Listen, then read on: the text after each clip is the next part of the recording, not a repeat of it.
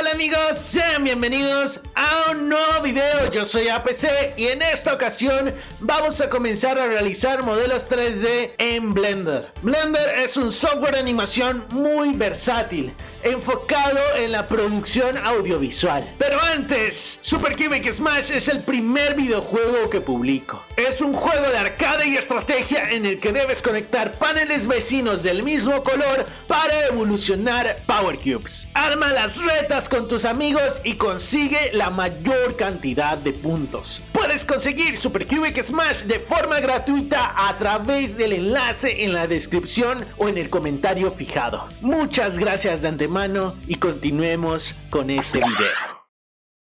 Muy bien, en esta ocasión Blender nos va a mostrar la siguiente escena. Una escena con una cámara, una luz y un cubo. Lo segundo que también es importante es la versión de Blender, porque dependiendo de la versión de Blender pueden cambiar algunas cosas de la interfaz, como pueden ser iguales, ¿verdad? En esta ocasión pues tenemos la versión 4.2 de Blender. También por otro lado, algo bastante importante de hecho es dirigirnos a Edit, Preferences, y lo primero que nosotros vamos a hacer es cambiar el idioma de Blender. ¿Por qué? Porque si nosotros dejamos Blender como en español, ¿verdad? Sí, porque nosotros nos adecuamos más al español, esto nos puede dar muchos problemas, especialmente con los nombres y el lenguaje que nosotros vamos a utilizar a lo largo de estos tutoriales como en otros tutoriales. Entonces yo siempre les voy a recomendar ¿verdad? Dirigirnos a la interfaz y ponerlo en inglés. Una vez nosotros lo ponemos en inglés, tenemos que dirigirnos al icono de hamburguesa, que son estas tres líneas que están en la parte inferior izquierda de este panel, y guardar las preferencias, ¿verdad? Eso para el primer asunto que debemos ver en esta ocasión. El segundo asunto es dirigirnos a Input.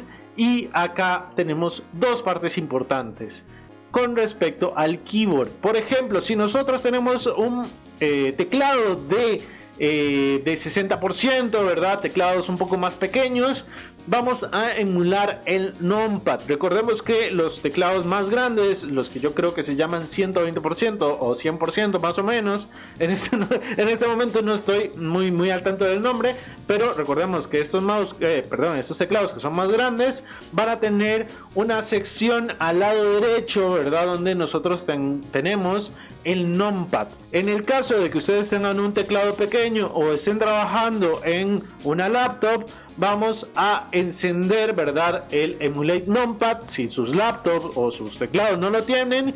Esto para utilizar las combinaciones de teclado de la parte superior, ¿verdad? Y así pues no perdemos los shortcuts. Por otro lado tenemos la sección dentro de mouse que dice Emulate Third Mouse Button, ¿verdad?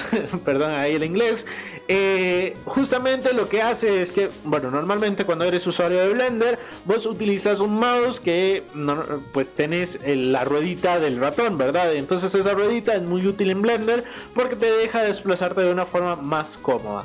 Ok, de hecho dentro de ese tutorial ustedes tienen que cambiar esa ruedita del ratón, ¿verdad? Cuando yo diga Mirror Mouse, ¿verdad? Ustedes tienen que cambiar el Mirror Mouse por el Alt y el clic izquierdo. Eso en caso de que estés trabajando en una laptop o en un mouse que es muy viejito y bueno, no les sirve el Mirror Mouse. Entonces, pues siempre tengan en cuenta de que, bueno, en Blender normalmente nosotros vamos a estar trabajando con el Mirror Mouse, y por ello es que es muy importante, especialmente en esas ocasiones que vos necesitas utilizar el Mirror Mouse, encender esta opción. Si no tienes disponibilidad de un mouse que funcione correctamente, ¿verdad? Con la ruedita del ratón, ¿verdad? O el botón de la ruedita del ratón específicamente. Muy bien, entonces, bueno, una vez hagan esos cambios, recuerden, se dirigen al menú de hamburguesa y le dan en Save Preferences. Ok, eso antes de iniciar con Blender. Yo sé que hay diferentes personas que están utilizando Blender en diferentes dispositivos, y por eso es que, bueno, cabe resaltar que es importante, pues, para que todos podamos iniciar de una forma correcta, cambiar esas preferencias. Muy bien, lo primero que vamos a hacer es orbitar. Para orbitar nosotros vamos a presionar justamente el Mirror Mouse. Entonces yo presiono Mirror Mouse y muevo el mouse hacia donde yo quiero orbitar. En este caso hacia la derecha. Vemos que la pantalla se corre hacia la derecha, y si yo lo muevo hacia la izquierda, pues orbito hacia la izquierda, y eso funciona también verticalmente, ¿ok? Entonces orbitamos, vean, podemos hacer círculos y así vamos practicando cómo movernos dentro de Blender. Lo siguiente que vamos a hacer, bueno, vamos a panear, que es la siguiente habilidad que nosotros tenemos que hacer con el mouse.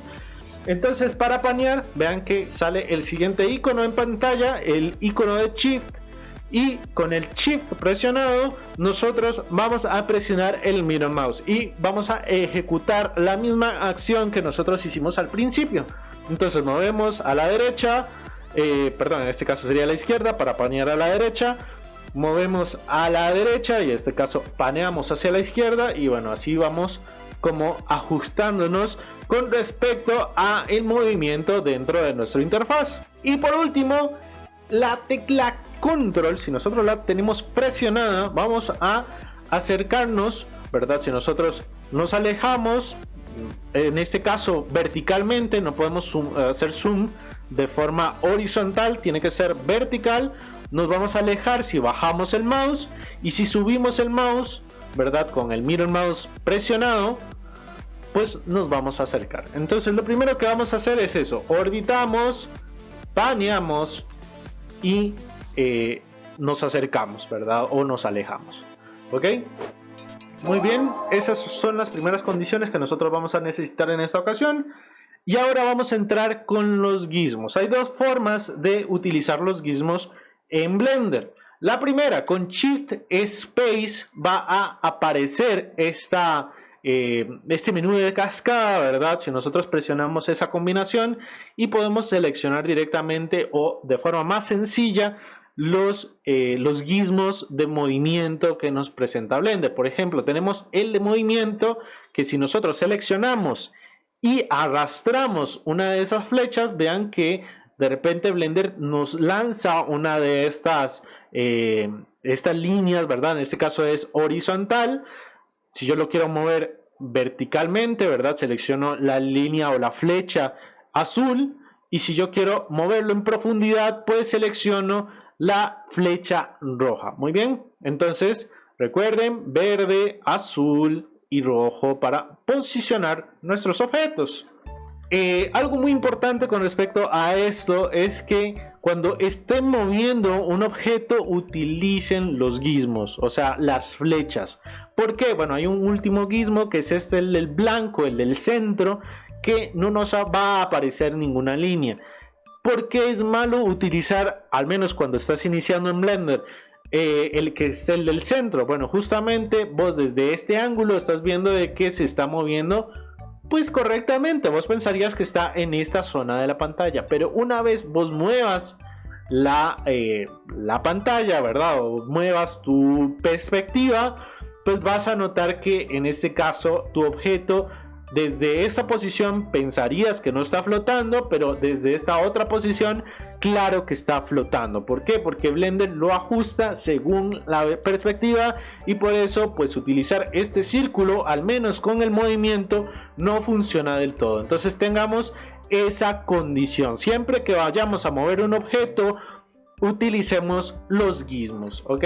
La otra forma de utilizar los gizmos, y supongo que algunos ya lo habrán notado, es en la parte superior izquierda, ¿verdad? En vez de presionar Shift Space para utilizar los gizmos, pues podemos directamente dirigirnos al lado superior izquierdo y seleccionar el siguiente gizmo. Y bueno, en este caso tenemos el de rotación. Recordemos, el blanco es referente a la perspectiva y bueno, nos va a hacer un desorden. Entonces vamos a tratar de evitar el blanco y bueno, en este caso también presionarlo en el centro. Entonces tratemos de seleccionar, bueno, para rotar un objeto utilizamos los gizmos de dirección, siempre la línea roja, la línea azul y la línea verde, ¿ok? También algo muy importante es que cuando nosotros estamos rotando un objeto, en ocasiones queremos rotarlo en un ángulo en específico.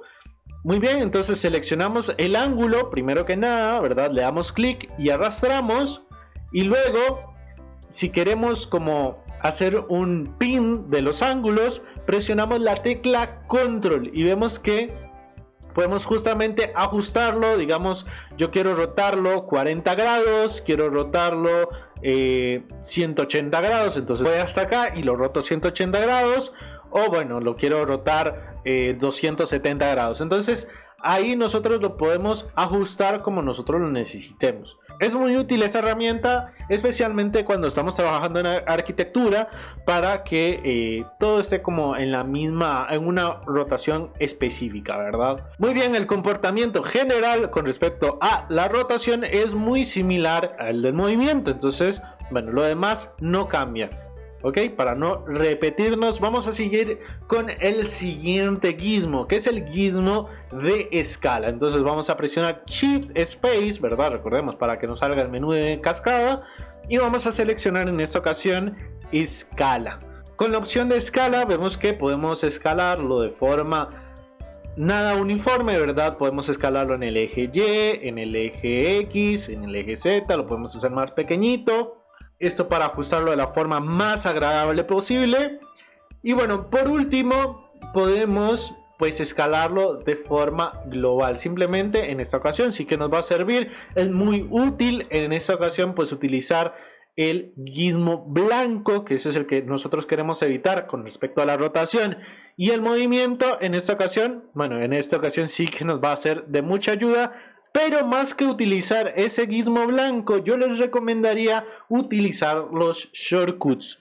Ok, en este caso vean que para el movimiento tenemos el shortcut de G, el shortcut de R para la rotación, y por último tenemos el de la escala. El de la escala es S, la tecla S. Si yo presiono la tecla S y de repente muevo el mouse, vemos que se nos escala de forma uniforme. Entonces, muchas veces es más intuitivo o ayuda más utilizar la tecla S que escalarlo de forma uniforme, porque en algunas ocasiones, bueno, escalarlo de forma uniforme es un poco caótico. ¿Por qué? Porque vean que en este caso, bueno, no se está escalando de forma uniforme, solo se está escalando en el eje Y y el eje X, porque de repente seleccionaste uno de estos cuadraditos. Bueno, en el caso de la escala, sí que es mejor pues utilizar la tecla S para evitarnos problemas. ¿Por qué? Porque el círculo a veces es un poco lioso de seleccionar. Una vez comprendimos eso, algo muy importante con respecto a las escalas es que siempre que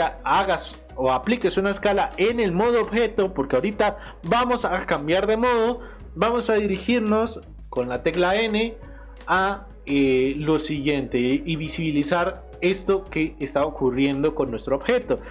Cuando nosotros modifiquemos un objeto en cuanto a su escala o rotación, el objeto en sus atributos se va a ver modificado. Entonces, siempre que nosotros modifiquemos tanto la escala o la rotación de un objeto en el modo de objeto, ¿verdad?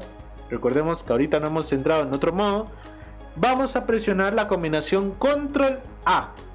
Y una vez que nosotros ya terminemos de modificar la rotación y la escala, vamos a seleccionar Apply Rotation and Scale.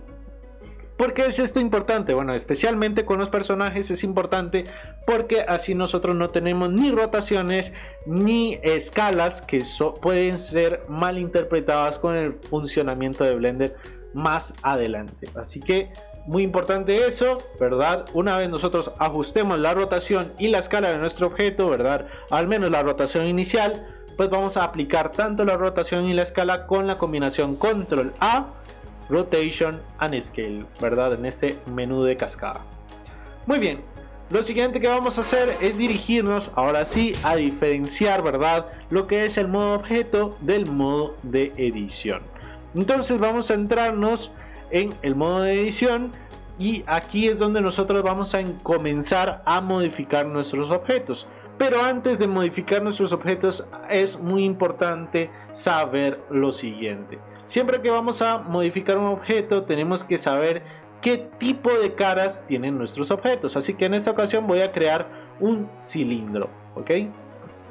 Vamos a crear este cilindro y vemos que cuando entramos en el modo de edición, el cilindro tiene diferentes tipos de caras. En este caso tiene una tapa, que es esta parte superior, que está constituida por varios vértices. A esta tapa se le llama engon. En algunas ocasiones los engons sirven para optimizar, principalmente cuando estamos trabajando en videojuegos. Cuando nosotros utilizamos modelado de videojuegos, es bastante amigable optimizarlo de esta manera. Sin embargo, cuando nosotros estamos trabajando en otro tipo de cosas, como por ejemplo cinematografía o publicidad, la optimización no es tan importante, ¿ok? Entonces, utilizar engons es un poco más molesto. Para ello, nosotros lo que podemos hacer es hacer el cilindro con un círculo o un plano, ¿verdad? ¿Por qué es importante los engons? Bueno, con un engon nosotros no podemos partir la geometría con el loop cut, que sería la primera herramienta que nosotros vamos a utilizar dentro de Blender. ¿Ok? Vean que en la circunferencia, o sea, en la mitad del objeto, nosotros podemos cortar a este objeto a la mitad, ¿verdad? Y puedo agregar más vértices. Pero cuando yo lo quiero hacer de forma vertical, yo no lo puedo hacer. Entonces, muy importante que las caras que nosotros formemos sean quads, o sea, caras de 4 vértices, ¿ok? Eso es importante porque es lo que va a marcar nuestro workflow desde el inicio al final, ¿verdad? Ahora sí vamos a profundizar un poquito más con ello, con el suelo que nosotros tenemos aquí a continuación. Muy bien, para iniciar a realizar estos cortes, primero tenemos que identificar los elementos fundamentales para modelar en Blender. Bueno, no solo en Blender, sino para modelar en cualquier software 3D. Así que en la parte superior izquierda podemos ver al lado de la palabra Edit Mode, podemos encontrar un vértice, una línea y una cara. Si ustedes presionan, por ejemplo, la línea, van a ver que van a poder modificar las líneas o los edges que tiene nuestra geometría.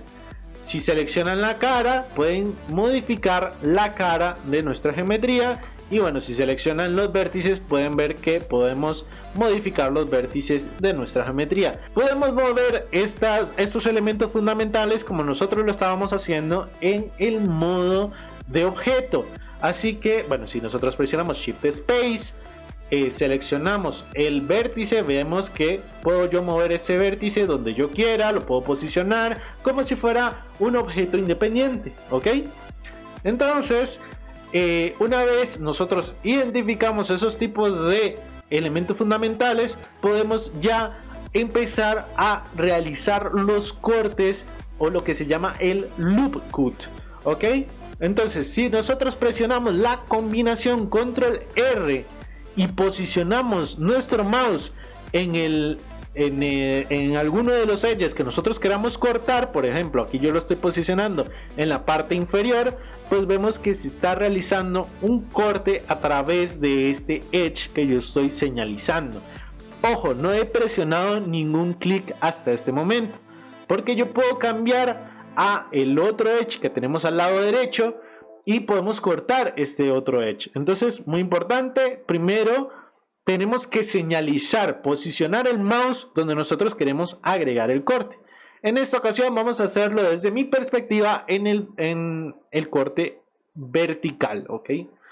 Y bueno, nos aparece a continuación esta diferente selección. En esta diferente selección nosotros podemos posicionar, si yo lo quiero un poquito más al lado, o si por otro lado lo quiero en el centro, o si lo quiero un poco más hacia el otro lado, pues yo puedo darle clic y ya se va a asignar a esa posición. En este caso yo lo quiero posicionar en el centro, sin embargo es un poco complicado como calcularlo en el centro.